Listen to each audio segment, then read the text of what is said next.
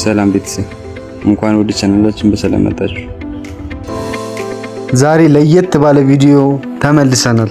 በዛሬ ቪዲዮ በ26 ነፃ ወይም ሙሉ ስኮላርሺፕ ትምህርት እድል የሚሰጡ 5 ሀገራትን እንዲሁም ደግሞ በ2027 እቅድ ላይ ያሉ ሀገራትን እንመለከታለን። ማለትም ፉሊ ፈንድድ ስኮላርሺፕ ኦፖርቹኒቲ የሚሰጡ 5 ሀገራትን እናያለን ማለት ነው። ከቪዲዮ መጨረሻ አብራችሁን ቆዩ።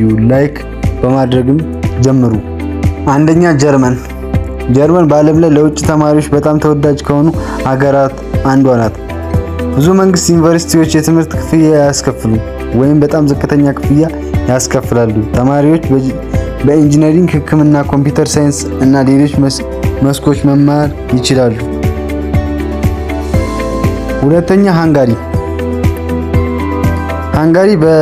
ሃንጋሪ በስቴፕደም ሃንጋሪዝም የተባለ ታዋቂ ስኮላርሺፕ ፕሮግራም ትታወቃለች። ይህ ፕሮግራም የትምህርት ክፍያ፣ የመኖሪያ ወጪና ወርሃዊ ድጎማ ያካትታል። በየዓመቱ ብዙ አፍሪካውያን ተማሪዎች ወደ ሃንጋሪ ይሄዳሉ። ሶስተኛ ቻይና በቻይኒስ ገቨርንመንት ስኮላርሺፕ በኩል ለውጭ ተማሪዎች ሙሉ ስኮላርሺፕ ትሰጣለች። ስኮላርሺፑም የትምህርት ክፍያ፣ መኖሪያ እና የጤና መድንን ያካትታል። ወደ አራተኛው ሀገር ስንመጣ ደግሞ ቱርክ እናገኛለን። ቱርክ በቱርካይ ስኮላርሺፕ የተባለ ፕሮግራም በኩል ሙሉ የትምህርት እድሎች ትሰጣለች። የአውሮፕላን ቲኬት፣ መኖሪያና ወርሃዊ ድጎማን እንኳን ያካትታል።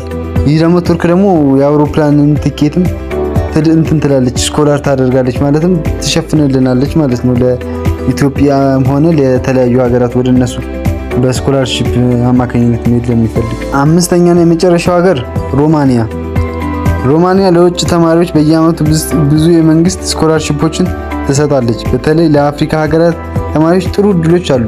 ማለትም ለየት ያለ ስኮላር ታዘጋጃለች፣ የተለያዩ ወጪዎችን ሸፍና ማለት ነው። እነዚህ በ2026 በነፃ ወይም በሙሉ ስኮላርሺፕ እድል የሚሰጡ 5 ሀገራት ናቸው። ከነዚህ ውስጥ የትኞቹ ሀገር መሄድ ትፈልጋላችሁ? በኮሜንት ንገሩኝ። ቪዲዮ ከወደዳችሁ ላይክ እና ሼር እና ሰብስክራይብ ማድረጋችሁ እንዳትረሱ።